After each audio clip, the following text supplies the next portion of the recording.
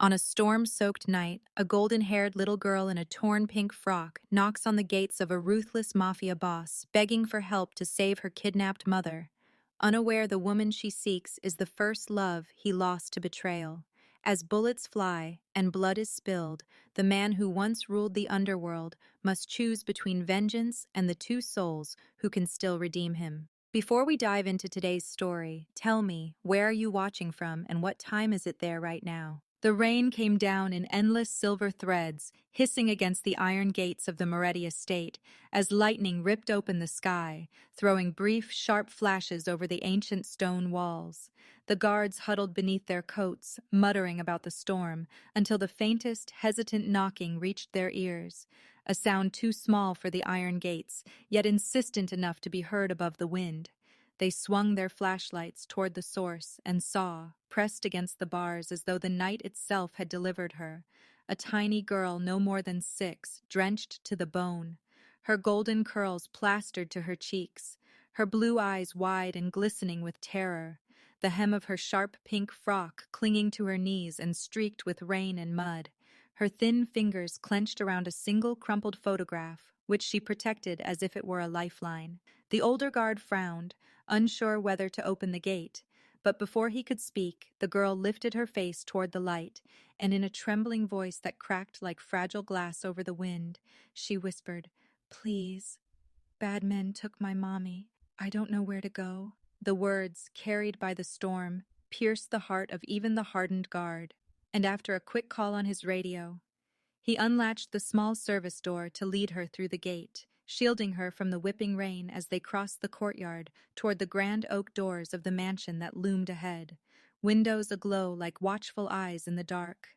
Inside, Adrian Moretti stood by the tall windows of his study, one hand curled loosely around a glass of amber whiskey, his silhouette carved in the cold light of the storm, eyes distant as thunder rolled over the hills. A man who had faced bullets without flinching, yet somehow looked almost human in that moment of solitude.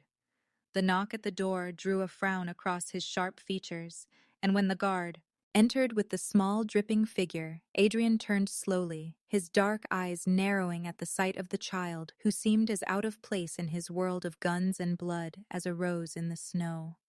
The girl stood silently, too small for the high-ceilinged room, her wet shoes leaving faint prints on the Persian rug, and when Adrian crouched down to her level, his voice low, controlled yet strangely gentle, he asked, "Who are you, little one, and why have you come here?" She uncurled her tiny fist and held out the photograph, creased, damp and faded around the edges, her lower lip trembling as she said with heartbreaking earnestness, "Please help my mommy. They took her. They said they'll hurt her. You're the only one who can help." Adrian reached out, almost reluctantly, to take the photograph, and as his eyes fell upon the image, the air in the room seemed to thin, his grip on the glass tightening until it cracked faintly under his fingers. For the picture showed a woman standing beneath a summer sky years ago, smiling in a way he remembered all too well, her dark hair loose in the wind, the soft curve of her lips bringing back 1,000 buried memories he had tried to kill with power and ruthlessness. Isabella, the woman he had once loved and lost, the one name he never allowed to be spoken in this house. The storm roared louder outside as Adrian's pulse quickened, a cold rush flooding his chest where once a heart had lived, and though he masked the tumult behind a steely gaze, the guard closest to him noticed the faint tremor in the Mafia boss's hand as he turned the photo toward the firelight, searching for the smallest sign that this could be a mistake. But there was no mistake in the familiar curve of her face. The little girl shifted nervously, her bare knees knocking together from the chill, yet she raised her chin as if determined not to cry anymore, and in that defiant tilt of her chin, Adrian saw a ghost of the woman in the photograph, the same stubborn courage that once both infuriated and enchanted him. Thunder shook the house again as he finally looked up. From the photo to the child, the old walls of his carefully built fortress of indifference crumbling like wet stone around him.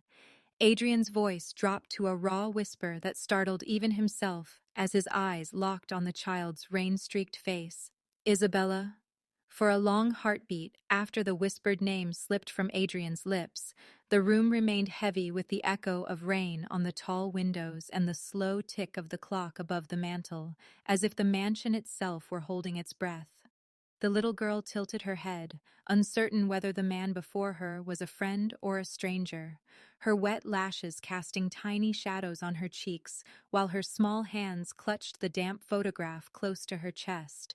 as though afraid it might vanish if she let go. Adrian rose to his full height in a single, sharp motion, the controlled poise of a man accustomed to giving orders returning to his shoulders, and he gestured toward the hearth where a faint glow from the embers threw soft warmth against the dim study walls, his voice quiet, yet carrying an undercurrent of command as he told the guard to bring a blanket and some hot cocoa. Lila sank into the oversized armchair by the fire, the pink of her frock dulled by the storm's soaking, her fingers still curled around the photograph even as the blanket was draped around her tiny frame, and she stared into the flames with a look far older than her 6 years, a look Adrian recognized from war zones of his own past,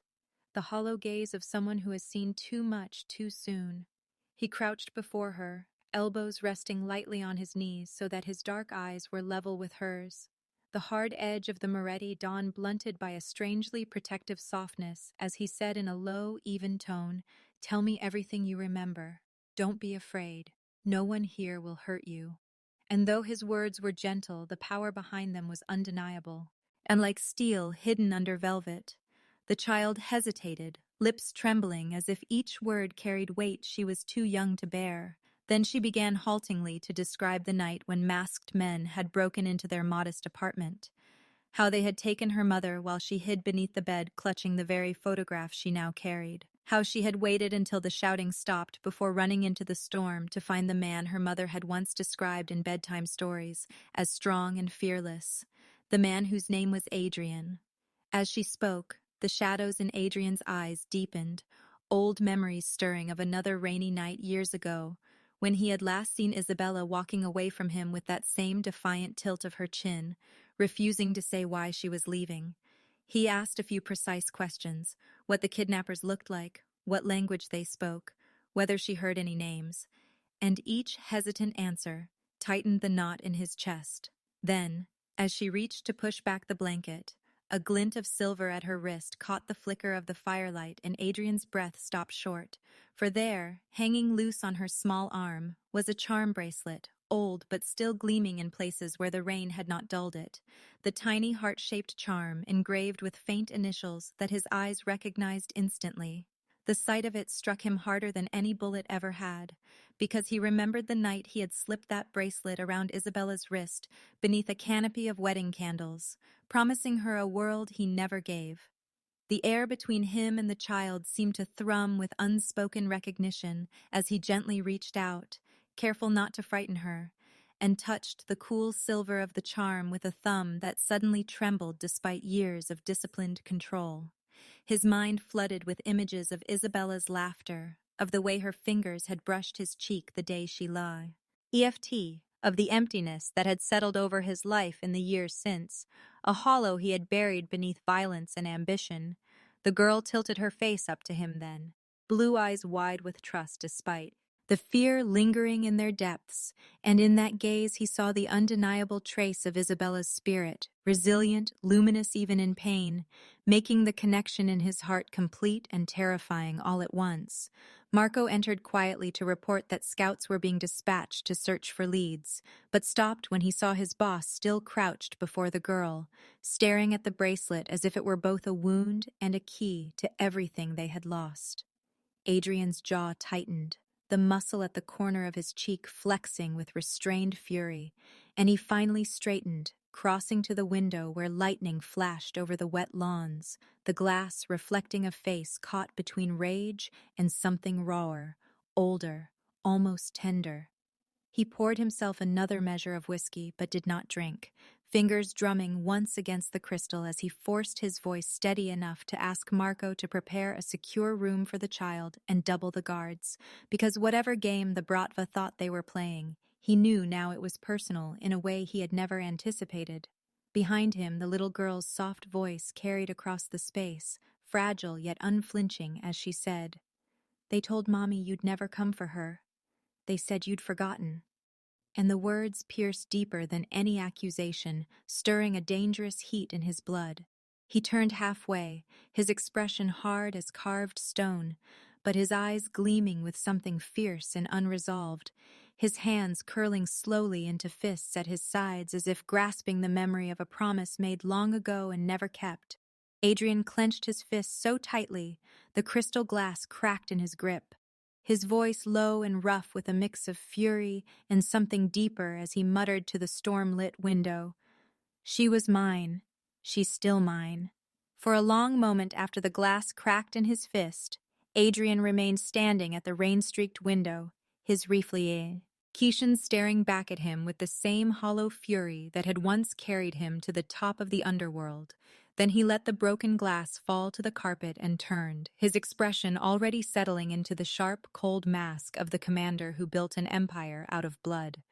The room seemed to draw tighter around him as he issued clipped orders to Marco, demanding that every safe house, every freight yard, every crooked dock worker in the city be turned inside out until they found the Bratva trail. And when Marco nodded and strode off to marshal their men, Adrian moved to his desk, dragging a fingertip over a leather-bound file, as if summoning ghosts of old wars, his mind already laying out a grid of strikes and counterstrikes. Elsewhere across the city, under the skeletal beams of an abandoned textile mill turned into a hidden stronghold, Isabella sat on a narrow wooden chair with her wrists tied behind her, her dark hair loose and damp from the drizzle that seeped through the cracked roof, her pulse steady despite the ache in her arms, for she had learned long ago, first as Adrian's wife and later as a mother on her own, that panic only fed predators. Kirill's footsteps echoed on the bare concrete floor as he approached, a man built like the iron machines of the factory, broad-shouldered,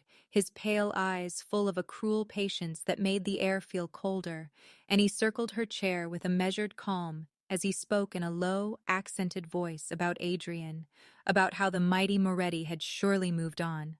about how men who live by power never keep their promises. But Isabella kept her gaze on the floor, lips pressed together in silent defiance, refusing to give him the reaction he wanted.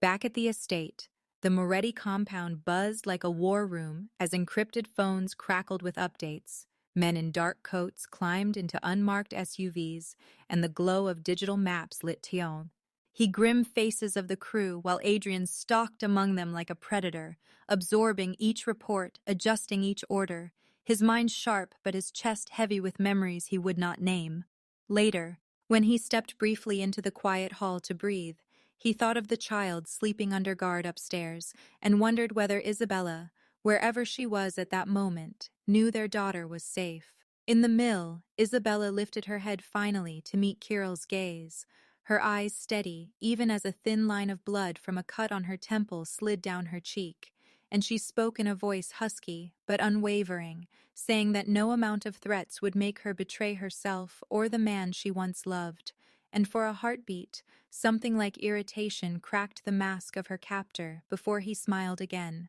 slow and cold, as if savoring the game. Outside in the city's wet streets, Moretti men prowled the night, shaking down informants, slipping cash to frightened dockhands, following every rumor of a new shipment arriving under the Bratva's name, while Adrian's anger simmered beneath the surface like a banked fire, fanned by each useless lead. Isabella, meanwhile, tried to keep her mind sharp, recalling her years as a psychologist, gauging the rhythm of her interrogator's words, looking for the cracks in his armor. Every small detail might buy her another hour alive, another chance to see her daughter again. As dawn's first pale light filtered through the grime-caked windows of the mill, Kirill returned to the room carrying a tin mug of water and crouched in front of her, his gaze almost curious as he studied her face, then tilted his head and spoke in a tone that was both taunting and intimate, each word designed to wound not the flesh but the heart. Kirill's cold smile deepened as he leaned in just enough for his breath to brush her ear and murmured, "You thought Adrian forgot you, didn't you?" The night outside Adrian's secluded mansion was eerily still, the storm having passed but leaving the earth slick with rain, the scent of damp pine seeping through the half-open window where Adrian stood for hours, staring at the dark tree line as if the shadows themselves would give him a direction. When his phone buzzed on the mantel, he turned with a start and snatched it up, his voice low and taut as he listened to the trembling whispers of one of his long-hidden informants, a man who had once served the Bratva but had vanished into the underworld years ago, confessing in a shaky rasp that he had overheard drunken talk in a harbor bar about a woman kept like a prize in a crumbling estate on the river's edge, guarded by men too cruel to be mere mercenaries. Adrian's jaw tightened as his fingers curled around the phone, the weight of that single hint enough to stir something almost feral in his chest, a sense that Isabella's scent was already in the air, even though she was still miles away in the clutches of the enemy. Hours later, as the fire in the stone hearth burned low and cast wavering amber light across the library's tall shelves, Adrian sat slouched in the leather armchair with his elbows resting on his knees, his expression carved with guilt and longing as he watched the flames shift and dance, remembering 1,000 unspoken words and that night years ago when he had let Isabella walk out of his life, thinking she would be safer without him. Lila padded into the room, her small feet muffled by the thick rug, her sharp pink frock wrinkled from a long day, and her golden hair tumbling over her shoulders, her blue eyes shining in the half-light like little stars that refused to dim, even in the hush of the late hour. She clutched the edge of his chair as if it were a fortress wall, and peered up at him with the blunt innocence of a child who had seen too much, asking in a tiny, trembling voice whether he would save her mommy like the brave princes in her storybooks. The question pierced deeper than any blade, and Adrian looked away, his breath held as he clenched his fists and tried to summon an answer that would not break her heart. But all he found were ghosts in his memory, ghosts of a wedding night lit by candlelight, of vows whispered against, Isabella's skin, of promises he had failed to keep. He managed a faint smile that faltered almost immediately, murmuring something vague about bringing her mother home. Yet his eyes betrayed the weight of regret, and Lila, with the sharpness that only a child could have, noticed the way his voice cracked on the word home and tilted her head as if she could see the storm raging behind his calm face. The fire crackled, filling the room with soft hisses, as if it, too, listened to the unspoken confession between man and child, and for a long moment, neither of them moved, the silence stretching like a taut string between them. At last, Adrian leaned back, pressing a hand over his brow as the guilt threatened to break past his controlled exterior,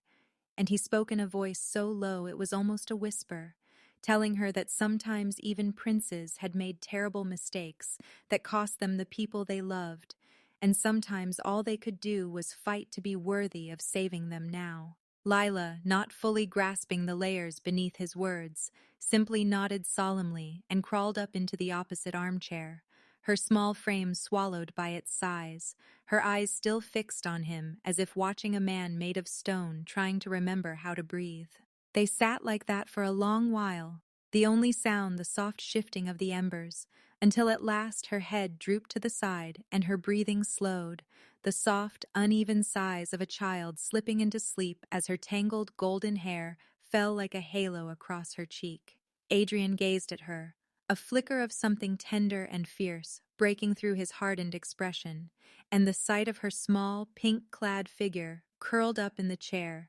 stirred memories he had buried. The image of Isabella holding a newborn in her arms, that he had only glimpsed in dreams he dared not believe. He rose silently, draped a blanket over her shoulders, and lingered for a sa newo moment longer, his thoughts circling the fragile thread of hope and vengeance that bound him to the girl and to the woman they both loved. The clock ticked heavily on the mantel as the night deepened, and Adrian turned back to the fire, his face cast in bronze light, as he pulled out his phone to send instructions to his lieutenants, plotting the next move with the precision of a man who had waged wars in the dark, unaware that behind him, Lila stirred faintly in her sleep, her lips moving as if in the echo of a dream too deep for waking ears. Lila murmured softly in her sleep, "Papa." And Adrian froze where he stood, his breath caught as if the single word had ripped open an old wound. Adrian remained motionless in the dim lamplight of his study, his breath caught as though the world itself had held it back, staring at the sleeping child curled on the sofa, her tiny fingers clutching the corner of her blanket, while the rain continued its endless drumming against the high windows. The single word she had murmured, "Papa,"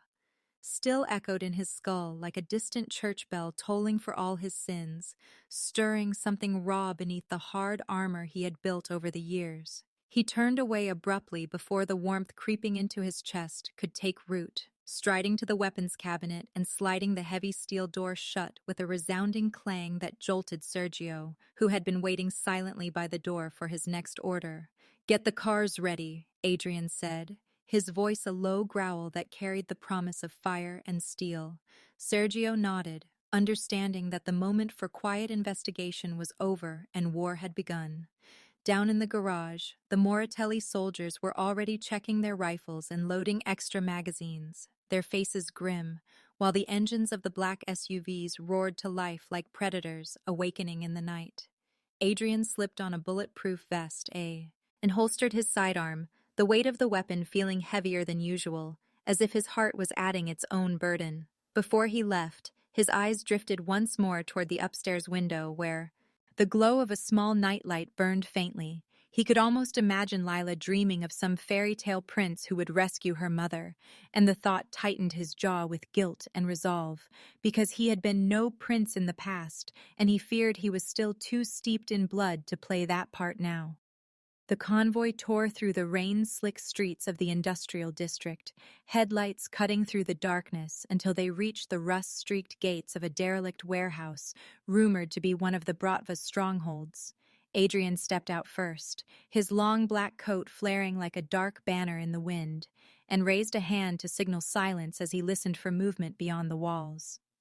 A faint creak of metal and the shuffle of boots reached his ears, and he gave a sharp nod. Then the soldiers surged forward, bolt cutters snapping through chains, doors crashing open with a roar. The next heartbeat was swallowed by chaos. The staccato thunder of gunfire ripped through the night as masked Bratva guards poured from the shadows, muzzle flashes flickering like hell-spawned fireflies. Adrian fired back with icy precision, each shot dropping an enemy, his face unreadable even as two of his own men fell beside him.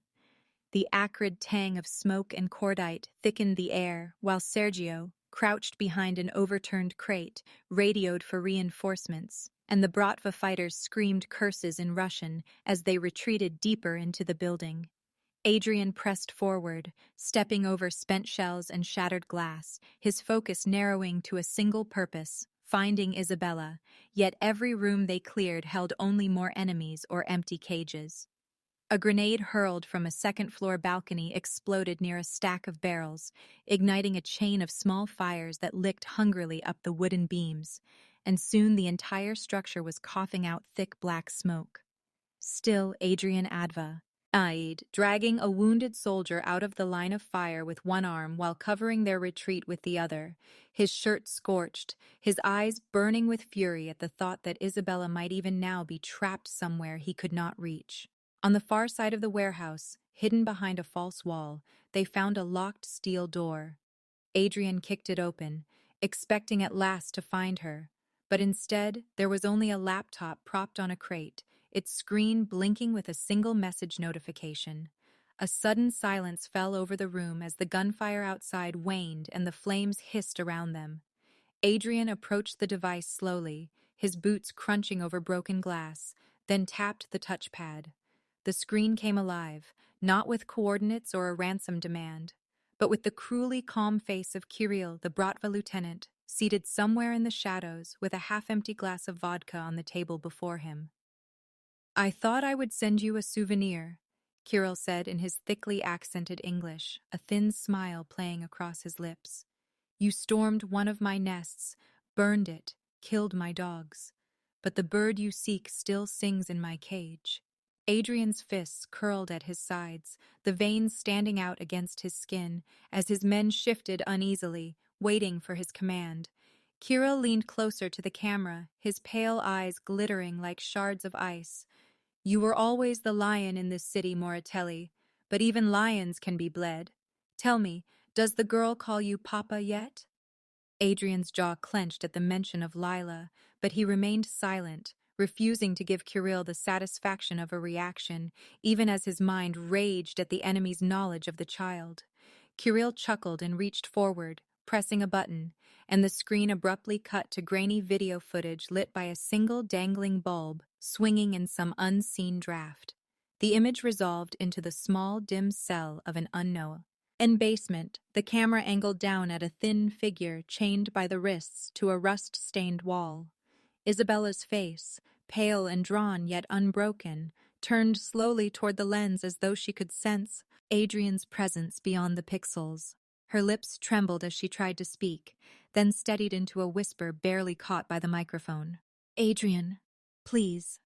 Isabella's chained figure whispered on the flickering screen, her eyes glistening with a mixture of defiance and desperate hope, as the flames in the ruined warehouse roared louder around Adrian and his soldiers. For a moment after the video ended, there was only the crackle of the dying flames behind Adrian, the sound like the ragged breathing of some wounded beast, and in that suspended heartbeat his world narrowed to the echo of her voice, fragile yet unyielding, which pierced deeper than any bullet had ever done.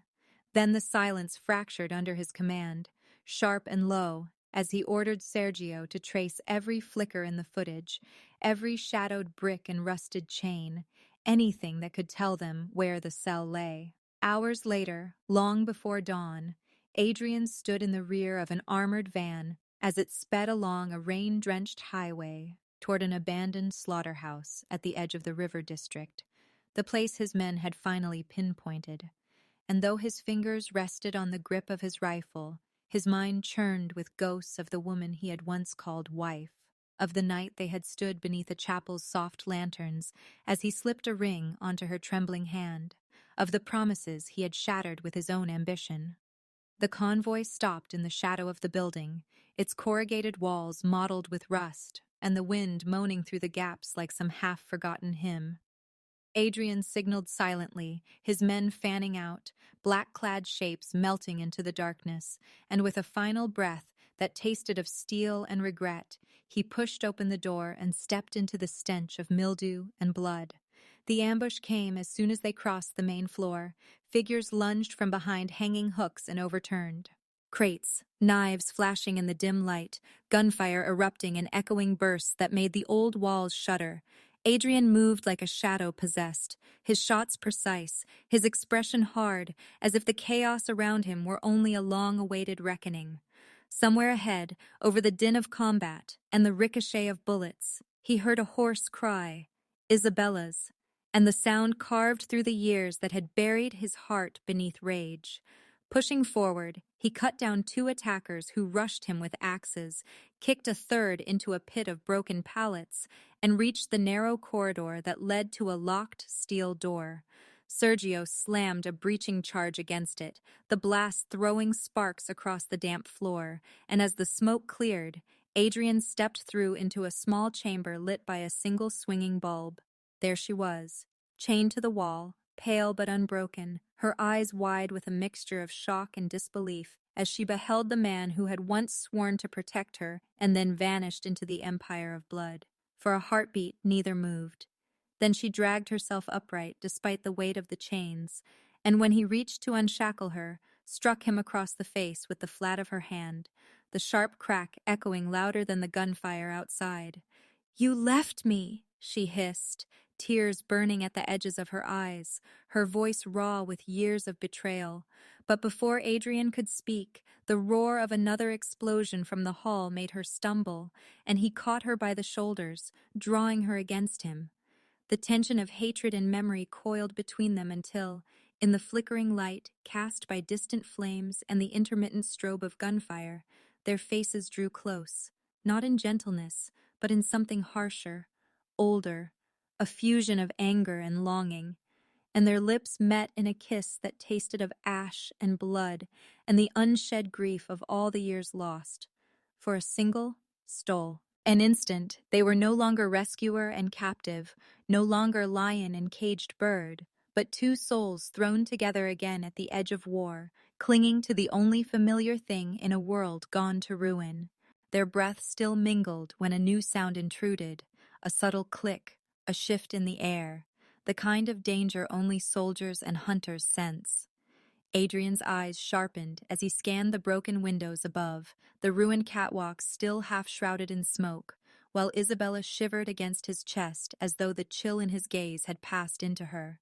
His instincts screamed a warning an instant before he saw it. A thin red beam, almost delicate in the smoky gloom, sliding across the room until it settled on the torn sleeve of Isabella's shoulder. He moved instinctively, turning to shield her even as his hand went to the trigger, and then the night shattered again with the crack of a distant rifle, the sound like the tearing of the sky itself. A single gunshot rang out, its echo rolling through the gutted slaughterhouse, as the sniper's laser glowed bright against Isabella's shoulder, and Adrian's eyes went wide. The gunshot cracked through the smoke-filled slaughterhouse like a whip splitting the heavens, and for an instant Adrian thought he had been too slow. But instead of striking flesh, the bullet sparked off the metal chain just inches above Isabella's head, sending a spray of rust and dust cascading onto her hair. He dragged her down behind a collapsed concrete pillar as another shot ripped through the air, splintering the wall where her head had been, his arm tightening around her shoulders as he barked orders into the comm device clipped to his vest. Sergio's voice came back, ragged but steady, saying that their men were already flanking the shooter's perch. Moments later, a short burst of automatic fire from the catwalk brought a strangled cry, and the sniper's rifle clattered to the floor, followed by the dull thud of a body falling into the shadows below. The sudden hush that fell over the ruined slaughterhouse was broken only by the groan of distant flame and the clatter of loose chains swaying where Isabella had been chained. Adrian rose first, scanning the darkness for further threats, then turned to her, his voice softer than it had been all night as he asked if she could stand. She nodded, pale but defiant, and he helped her to her feet, their eyes meeting for a brief moment that held more unspoken words than either dared to voice, while their men regrouped around them. They slipped out of the slaughterhouse before dawn, taking back alleys and service roads to evade any lingering Bratva scouts, and by the time the first gray light of morning seeped over the rain-slick streets, they were pulling up before a secluded stone safe-house deep in the wooded outskirts, a Moratelli property so far off the grid even Adrian's inner circle spoke of it in hushed tones. Inside, the heavy oak doors shut out the world and its bloodshed, the thick walls muffling the sounds of engines and distant city sirens, and for the first time in years Isabella was surrounded not by chains or guards, but by silence. Adrian stood at the wide hearth as a fire crackled to life, his silhouette stark against the orange glow, while she sank onto the edge of a worn leather sofa, arms wrapped around herself as if unsure whether to believe this fragile lull in the storm. When she finally looked up at him, it was not with the raw fury she had shown in the cell, nor the pleading she had whispered through the screen, but with a wary curiosity, as though she were seeing the man behind the legend for the first time. He noticed it too, the way her eyes searched his face, and when he knelt before her to check the bruises on her wrists, his touch was unexpectedly gentle, his calloused fingers careful not to cause more pain. "You shouldn't have come for me," she murmured, her voice low and uncertain, and he replied, almost under his breath, "I never stopped." The words startled her more than she let on, and for a moment they simply looked at each other. Two people bound by a history neither could forget, yet both had tried to bury beneath years of anger and regret.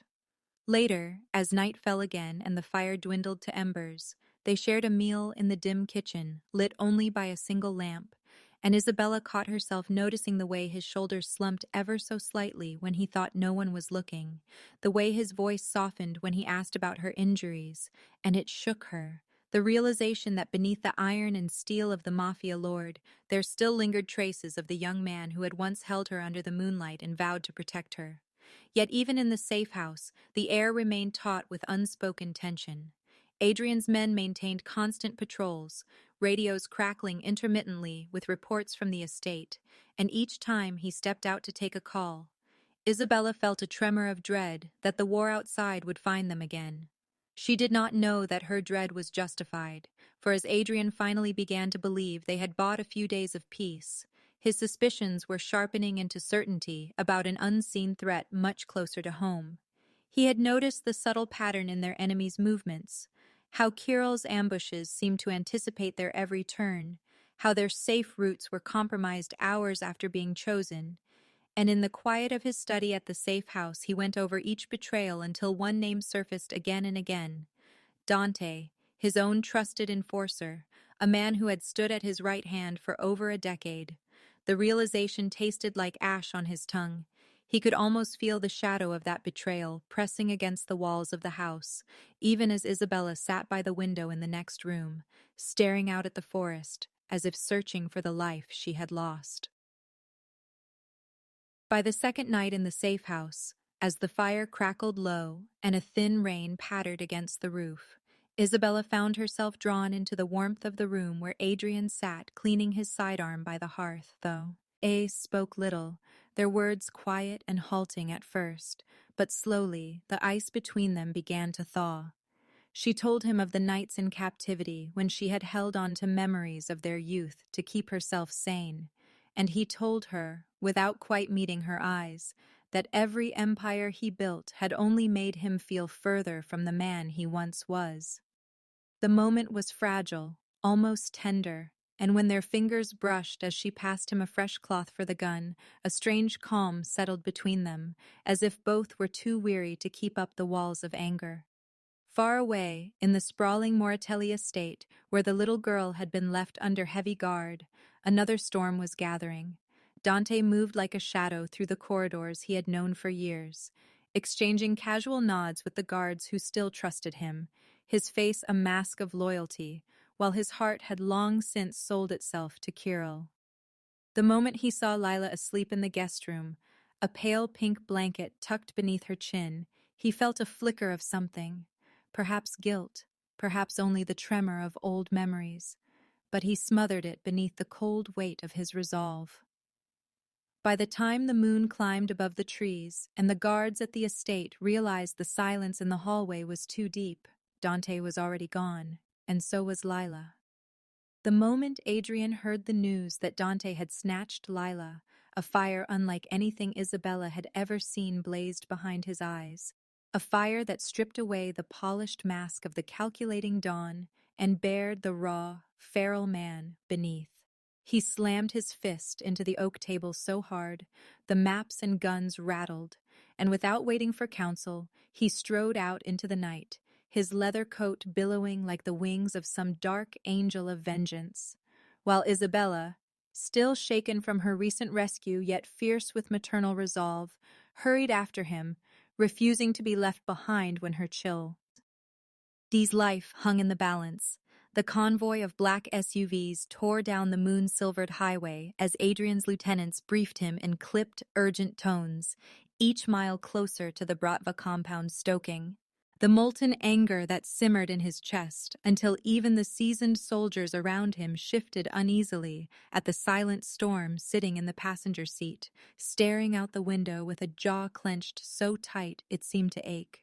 Beside him, Isabella sat rigid, fingers twisting in her lap as she wrestled with memories of Kirill's cold smile and Dante's betrayal, the bitter taste of fear and longing mingling in her throat. But when their eyes met, just for a heartbeat in the reflected glow of the dashboard, something unspoken passed between them, a fragile spark of trust, forged from shared scars and sleepless nights.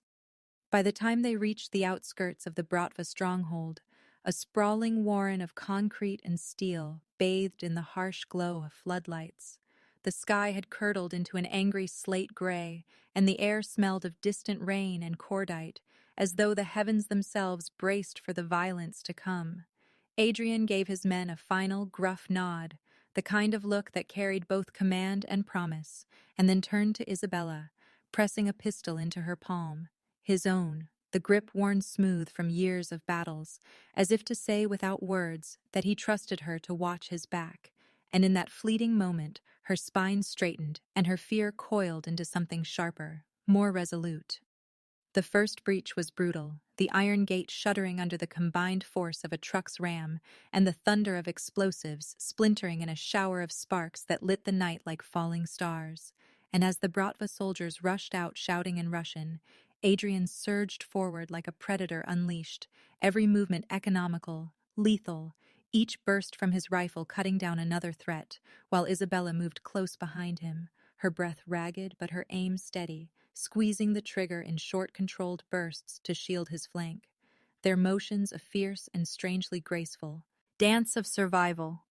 The compound erupted into chaos, sirens wailing, muzzle flashes strobing through the smoke-choked dark, men shouting, metal clanging, the acrid stench of burning oil filling their lungs. Yet through the bedlam, Adrian and Isabella pressed deeper, corner to corner, room to room, until their clothes were streaked with soot and blood and their ears rang with the cacophony of war. But neither slowed nor looked back, driven by the same heartbeat of purpose. In the central courtyard, caught in the glare of a swinging floodlight, Isabella's boots slipped on the slick flagstones and she staggered, and in that instant, Adrian spun, catching her arm, steadying her with a touch that was rough yet achingly tender, his voice a low rasp as he ordered her to stay close. And for a fraction of a second, their gazes locked amid the din, carrying all the grief, fury, and unspent love that had been walled off between them for too many lost years. Their advance brought them to a long hallway lined with broken windows through which the wind whistled like a mournful ghost. And as they pushed forward, Adrian's mind kept flickering to the image of Lila's small hands clutching her mother's scarf, to the bedtime promises he had never been there to keep, to the whispered words she had breathed in her sleep, "Papa," and each memory sharpened his resolve until it felt like a blade in his chest. Isabella, glancing sideways at him as they crouched behind a toppled desk to reload, saw for the first time not the feared Don whose name had built empires in blood,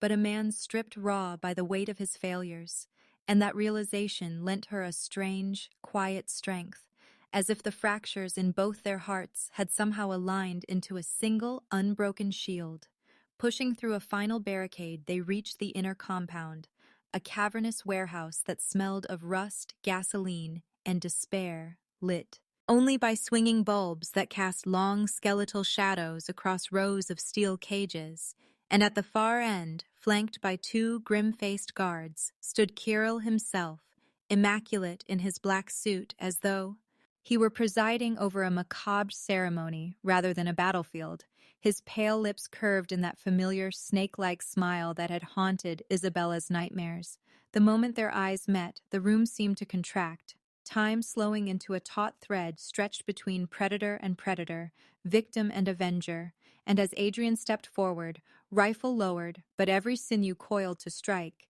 Isabella's pulse thudded in her throat, torn between the impulse to rush past him to reach Lila and the knowledge that one wrong move could shatter everything. The firefight that erupted was swift and savage, muzzle flashes painting the walls in ghastly light, splinters of wood and shards of glass spraying into the air as Adrian's men crashed through the side doors to flank the Bratva gunmen, and in the midst of that maelstrom, Adrian and Isabella fought side by side like they had been forged in the same furnace of loss and rage, each covering the other's blind spots with instinctive precision, their breaths coming in ragged synchrony, as they inched toward the dais at the far end where Kirill waited like a spider in its web. When the gunfire finally stuttered to a halt, and the echo of boots on concrete faded into uneasy silence, Adrian and Isabella found themselves standing together in the center of the warehouse, surrounded by fallen foes and flickering shadows, their shoulders brushing as they caught their breath, sweat and soot streaking their faces, yet their eyes bright with the adrenaline-charged bond of shared survival. And then, from the gloom behind Kirill, a small, tremulous voice broke the hush, a single, choked cry of "Mama!" that ripped through Isabella's heart like shrapnel, and both she and Adrian turned toward the sound, their gazes locking on the dimly lit platform at the back of the hall. In the wavering light, Kirill emerged from the shadows with an almost triumphant cowl, one hand gripping Lila's wrist as she struggled silently, his other hand raising a black-barreled pistol until the muzzle rested inches from the child's temple. His eyes glittered as he looked at Adrian, and in a voice as cold and measured as the click of a trigger said, "Choose, Moretti, her or the woman." The roar of gunfire still echoed against the compound walls as the red dot of Kiril's laser quivered between Lila's tear-streaked eyes and Isabella's trembling heart, the night wind carrying the sharp tang of gunpowder and the low whimper of a terrified child. Adrian Moretti, his dark suit torn and blood-splattered, stood unmoving beneath the compound's flickering emergency lights, his icy blue gaze locked on Kirill, as if the distance between them no longer existed, the silence stretching until it felt like the whole world held its breath. Isabella, crouched just a few steps behind Adrian, could feel the thunderous beat of his heart in the tremor of his broad shoulders as he weighed his next move, her own breath trapped somewhere between a prayer and a scream. Kirill's crooked grin deepened, his arms steady as steel as he snarled for Adrian to choose, the girl or the woman, and for an instant the choice carved a raw line of anguish across Adrian's scarred face. Then, with the faintest shift of his eyes toward Isabella, he whispered something only she could hear, a wordless vow that passed between them like a heartbeat before the storm. In a blur, Adrian dropped to one knee, fired at a mirror behind Kirill so the ricochet struck the gun from the Russian's hand, then lunged forward with a guttural roar as Kirill yanked Lila back, using her as a human shield. Chaos exploded. Men loyal to Kirill burst from shadowed hallways, and Adrian's crew stormed in from the other side, a hellish crossfire erupting as the compound burned, chunks of plaster raining down from the cracked ceiling. Isabella darted low across the floor, her fingers reaching for Lila's arm even as bullets shattered glass inches above her head, Adrian covering them both by hurling himself between them. And the nearest Bratva soldier, his own side catching a burning graze of lead that staggered him but did not break his advance. With a surge of protective fury, he closed the distance, grappling Kirill in a violent clash that knocked over crates of contraband and sent sparks flying from broken lamps, the two men trading brutal blows as fire crawled along the gasoline-stained floor. Isabella dragged the sobbing girl to a pillar, shielding her small frame with her own body. But her tear-blurred gaze never left the two men locked in that primal dance of vengeance. Adrian finally overpowered Kirill by driving him back into the flames, his face a mask of blood and determination as he hissed a promise of retribution into the man's ear before shoving him into the inferno that roared like a beast set free.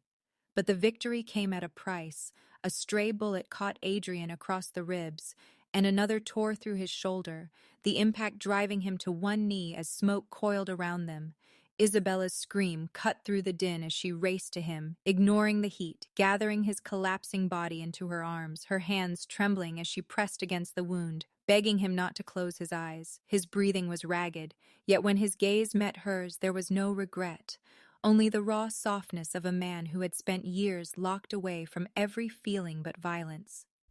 And there in the blazing ruin, with sirens wailing in the distance and embers drifting like fiery snow,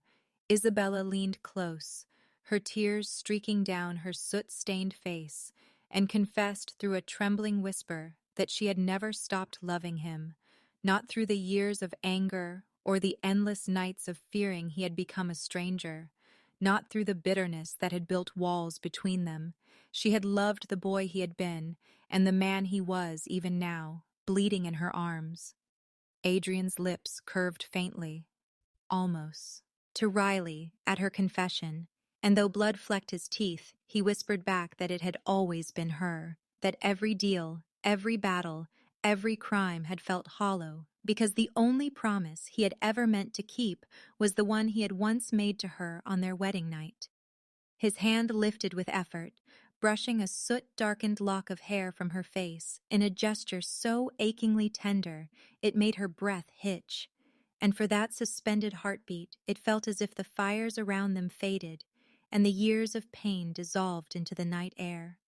Footsteps thudded behind them, and Isabella spun, ready to shield him, but instead saw a tiny, dirt-streaked figure racing through the smoke. Lila, clutching the cracked bracelet Adrian had once given Isabella, her eyes wide, not with fear now, but with something that looked like dawning recognition. She stumbled into them, throwing her small arms around Adrian's neck, despite the blood and soot, her little face pressing against his chest, as if she had found the place she belonged. And then, in a voice both fragile and fierce, she called him by a name she had never used before: